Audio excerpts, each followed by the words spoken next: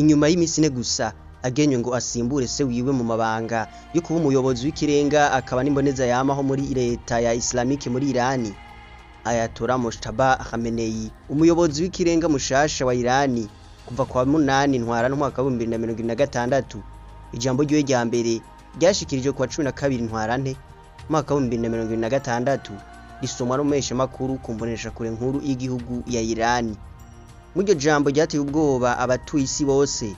Mojtaba Khamenei yemerera isi yose ko Irani vyanka vyakunda itegerezwa kwihora leta zunze ubumwe za Amerika na Isirayeli bitewe no kugaba ibitero kirimbuzi kuri Irani vyahitanye ubuzima bw'abanya-Irani sinzi harimo n'abayobozi bakuru kuva kuri Ali Khamenei yahora ari umuyobozi w'ikirenga wa leta Islamique muri Irani.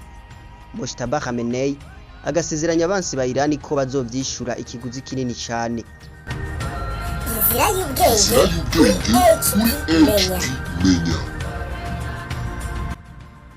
Umuntu yobanza agatahura ko mu vyo Mojtaba Khamenei yashikirije harimo gukomeza kugara umuhora wa Hormuz wahorucamwo ibice biri hagati ya 20 na 30% vya gaze itunganije neza hamwe n'ibice 20% vya petrole idandazwa mw'isi yose. Ibi biri mu vyateye ubwoba isi yose na cyane cyane ibihugu vya Buraya. Inshuti za Amerika bari basanzwe batunzwe na gaze icamwe uyo muhora wa Hormuz ivuye mu bihugu vy'Abarabu. Ibi bikababaza cyane kandi Ubushinwa bwari busanzwe butunzwe n'ibitoro bica mw'iyo nzira ya Hormuz. Ibisa no guhana isi yose ubuzima bukazimba bitewe n'ikena n'izimba rya petrole kuko akagunguru ka petrole kageze ku madolari ijana ku isoko mpuzamakungu kuva Irani yugaye uyo muhora mu gihe uyu mwaka wa 2026 wari watanguye akagunguru kari ku madolari 60 ku isoko mpuzamakungu. Mojtaba Khamenei akagabisha ko ubwato bwose bwozohirahira bugaca mu yo muhora budoca buraswa. Hagati aho Donald Trump agatabaza ibihugu vya Buraya bisanzwe ari bicuti vya leta zunze ubumwe za Amerika kurungika inteko za gisirikare kuja gufasha Amerika kubohora uyo muhora wa Hormuz, ivyo abanyaburaya babona nko kwiyahura. Ibi bikiyongera ku ngingo iri muri jambo nyene rya Khamenei mushasha aho Mojtaba Khamenei ahamagarira ingabo za Irani kubandanya urugamba mbere bakanarujabutsa hanze ya Irani mu kugaba ibitero kuri leta zunze ubumwe za Amerika, Isirayeli cyo kimwe no mu bindi bihugu byose Amerika ifisemwe ibirindiro vya gisirikare. Agahamagarira ivyo bihugu byose bibitse ingabo za Amerika kugara ivyo birindiro bakirukana izo ngabo ku butaka bwavyo. Bitaruko Irani ikaba yiteguye kuhacucagira imvura y'amabombe. Bikagaragara ko intambara igiye gufata iyindi shusho inyuma yaho FBI ibiro bijejwe ubutasi hagati muri Amerika bitangarije ko Irani umwanya n'umwanya ishobora kugaba ibitero i California muri leta zunze ubumwe za Amerika. Ibikomeje gutera umutima uhagaze abanyamerika isinzi mubona ko abenshi muri bo batari banashigikiye ingingo ya Donald Trump yo gusomborutsa intambara kuri Irani bitewe nuko inyuma y'indwi imwe gusa intambara itanguye Amerika yari imaze guhomba amafaranga arenga miliyaridi 11 n'ibice bitatu vy'amadolari y'abanyamerika nk'uko vyatangajwe na Pentagon eta majoro ya Amerika. Inzira y'ubwenge ikiriko kiratangaza benshi mw'iyi ntambara ni ingingo ya Donald Trump aheruka gufata yo kurekurira Uburusiya mu kiringo c'imisi 30 ngo budandaze gaze n'ibitoro vyabwo byo bisanzwe bidaca muri Hormuz. Inyuma yaho Uburusiya bwari bwarafatiwe ibihano mu mwaka wa 2022 bitewe no gutera Ukraine. Iyo ngingo ya Trump yo gukura ivyo bihano igafatwa nko guhemukira Ukraine n'ibindi bihugu by'ubumwe bwa Buraya.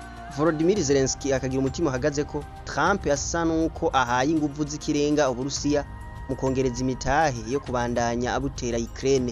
Ku rundi ruhande mu Bushinwa bo umuti bakawubona mu yindi nzira kuko leta ya Beijing yo isaba impande zose Amerika, Israel na Irani guhagarika intambara mu maguru masha kugira umuhora wa Hormuz usubire gufunguka kuko ibice vyaba 50% by'ibitoro Ubushinwa bukoresha bica muri muhora nyene wa Hormuz. Inzira y'ubwenge Abarundi nibo bayamaze ngo intambara itaguhitanye iraguhitaniza. Tuvuge ko intambara Israel na Amerika bagavye kuri Irani Uburusiya ari bwo bugiye kuyungukiramo gusumba.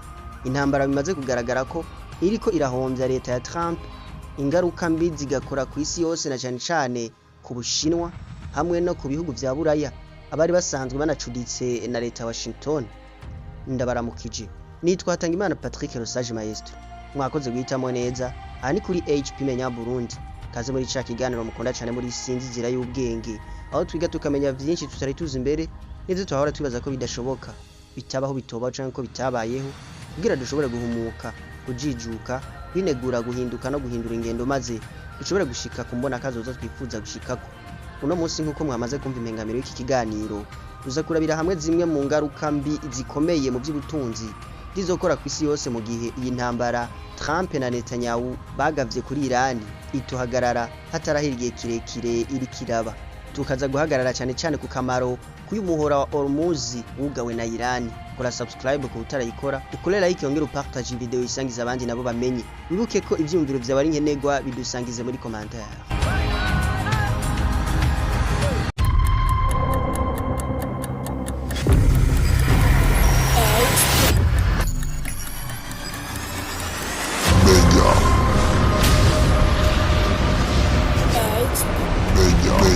Yeshi n'abana bo bamenye. Inzira y'ubwenge.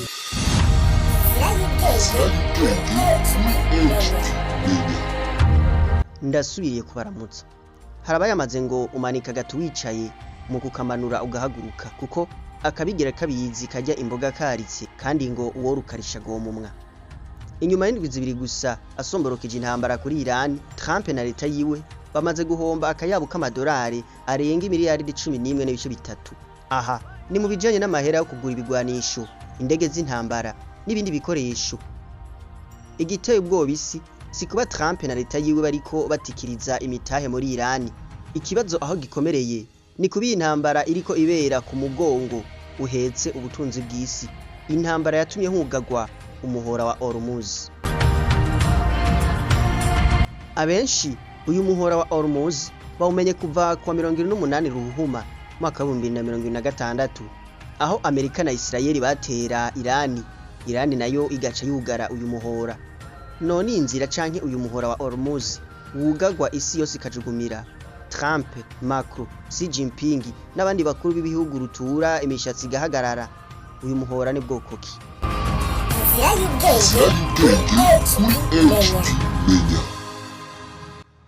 Ngaye amateka y'umuhora wa Hormuz.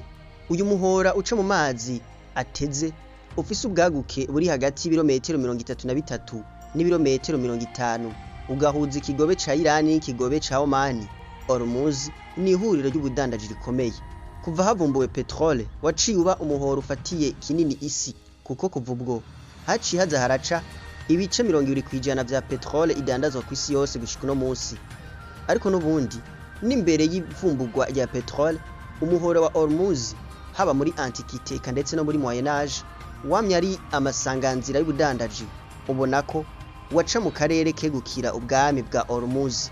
Uyu muhora ugahuza urudandazwa ndengambibe hagati y'Ubuhindi n'ibihugu byo mu buseruko bwo hagati mu kinjana ca 14 gushika mu kinjana ca 16.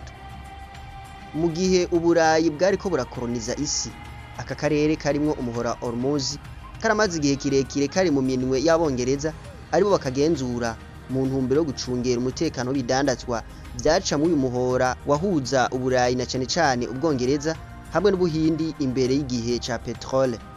Mu gihe ca petrole, inyuma y'intambara ya kabiri y'isi, ikigobe c'Abarabu cacitse umutima wa petrole y'isi yose.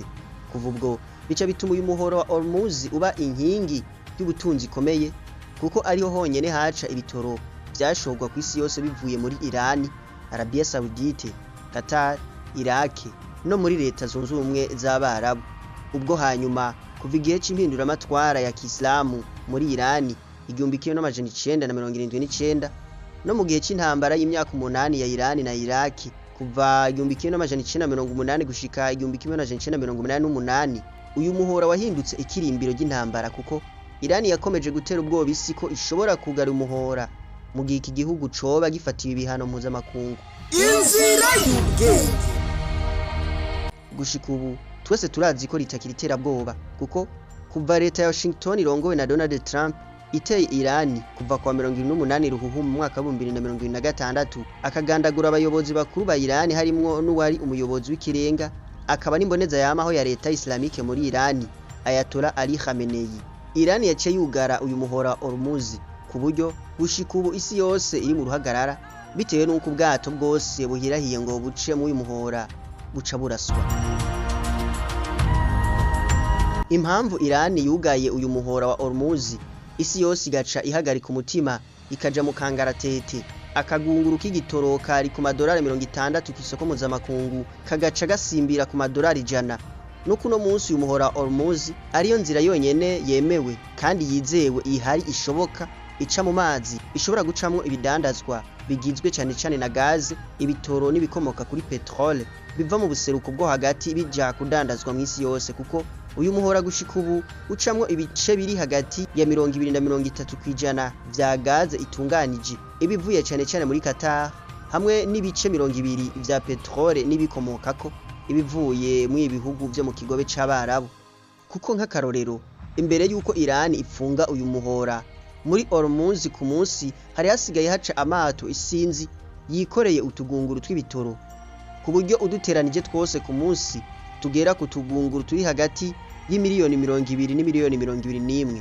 Ari nayo mpamvu gupfunga umuhora wa Hormuz bifise ingaruka mbi ikomeye mu by'ubutunzi na cyane cyane ku bihugu vya Aziya nk'Ubushinwa, Ubuhindi, Ubuyapani na Korea y'Epfo, bitewe nuko ibice 83 kwijana vya gaze itunganije hamwe n'ibice biri hagati ya 80 na 89 kwijana vya petrole n'ibikomokako bicamwe uyu muhora nibiba bigiye vyerekeza muri Aziya kudandarizwa muri ibi bihugu by'Ubushinwa, Ubuhindi, Ubuyapani na Korea y'Epfo.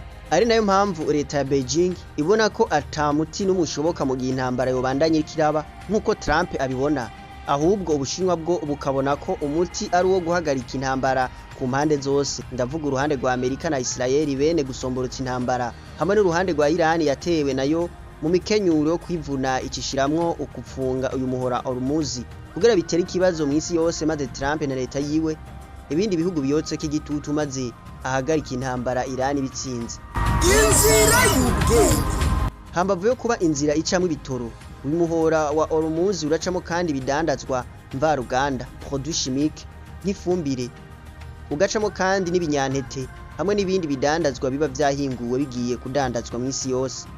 Ubu uyu muhora wa Hormuz inyuma yo kugagwa na Irani, uruja n'uruza rw'ibidandazwa rukaba ruja rwaramaze kugabanuka cane kugera ku rugero rw'ibice 97 kwijana ugereranije nuko vyari vyifashe imbere yuko uyu muhora wugagwa.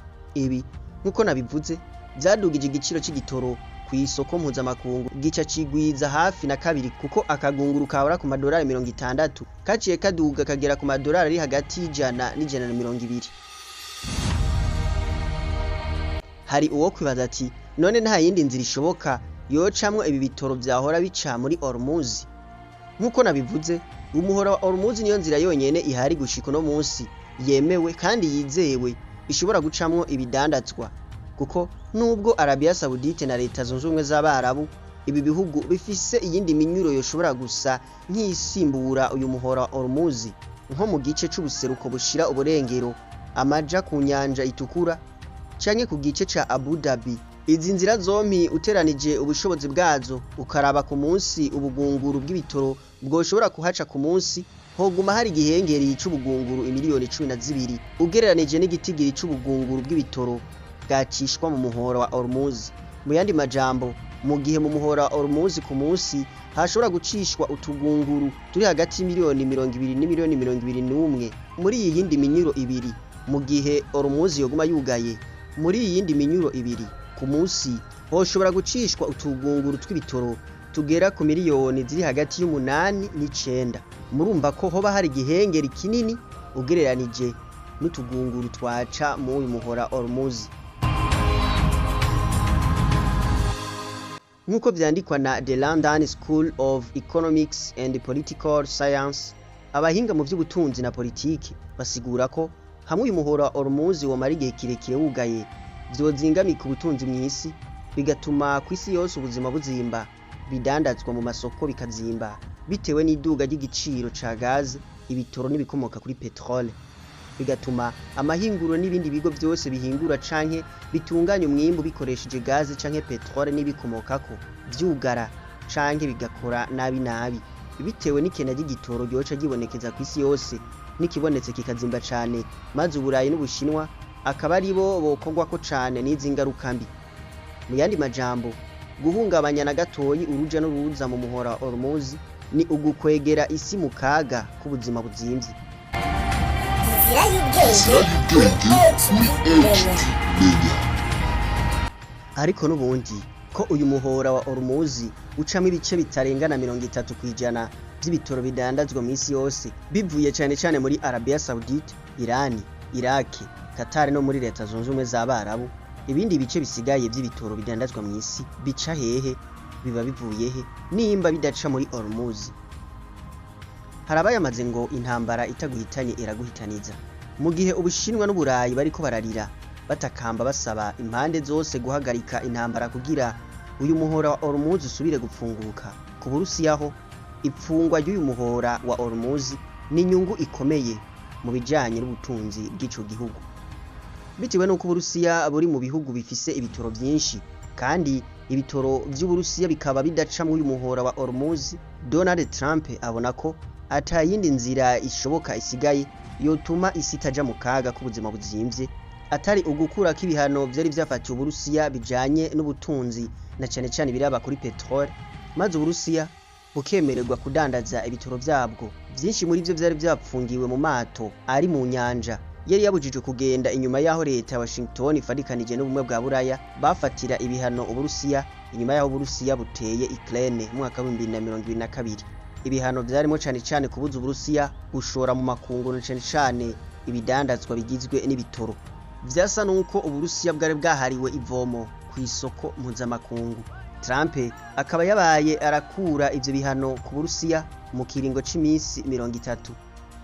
Iyi ngingo ya Donald Trump yo kurekurira Uburusiya kudandaza ibitoro vyabwo mu kiringo c'imisi 30 no kuvuga gushika kwa 11 ndamukiza, ni ingingo irekurira Uburusiya kudandaza ibitoro vyabwo vyari vyahagarikiwe mu nyanja, ibitoro bigera ku bugunguru imiliyoni 100.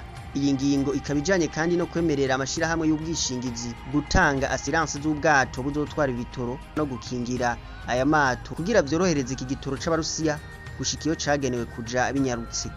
Ingingo itashimishije na gatoyi ibihugu vy'ubumwe bwa Buraya kumwe na Volodymyr Zelensky aramutswa Ukraine kuko bagiriza Trump guha inguvu z'ikirenga Uburusiya mu kongereza imitahe yo kubandanya butera Ukraine.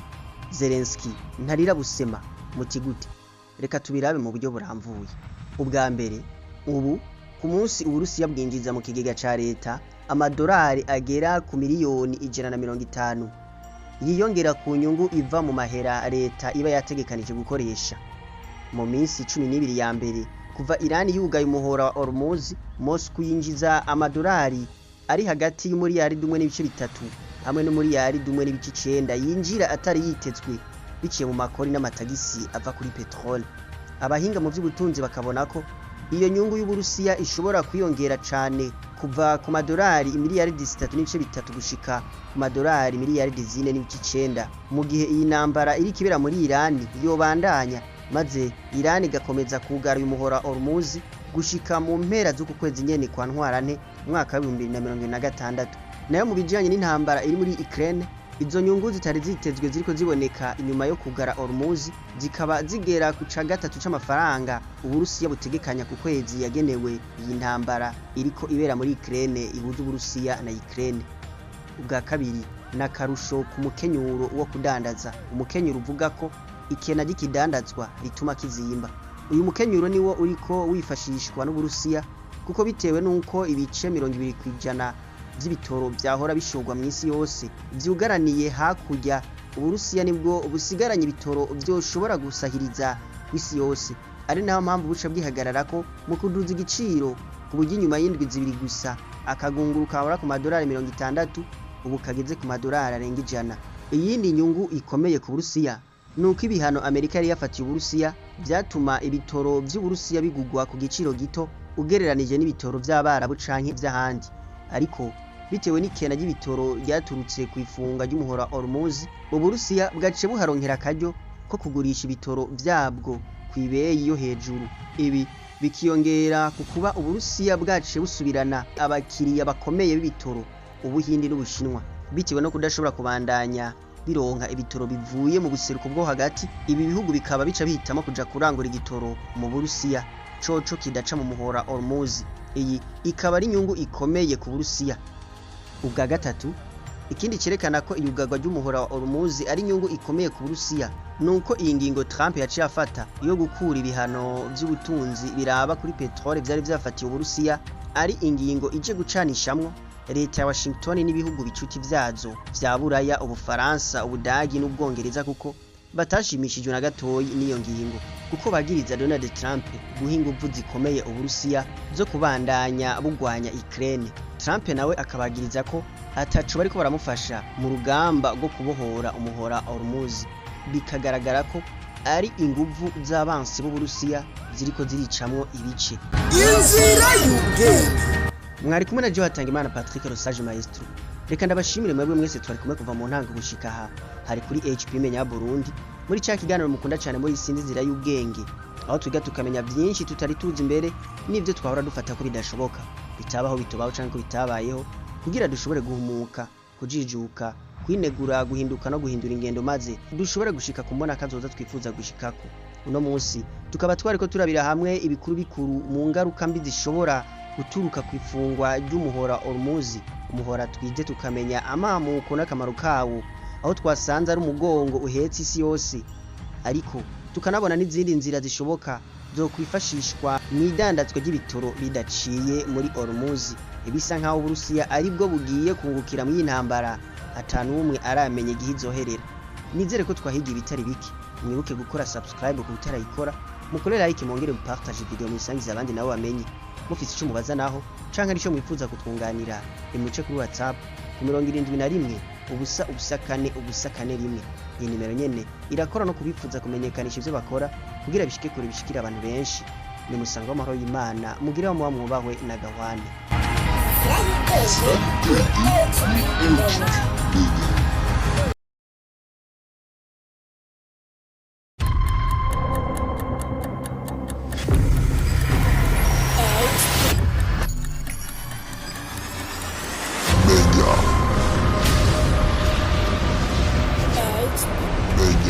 Menyesha n'abantu nabo bamenye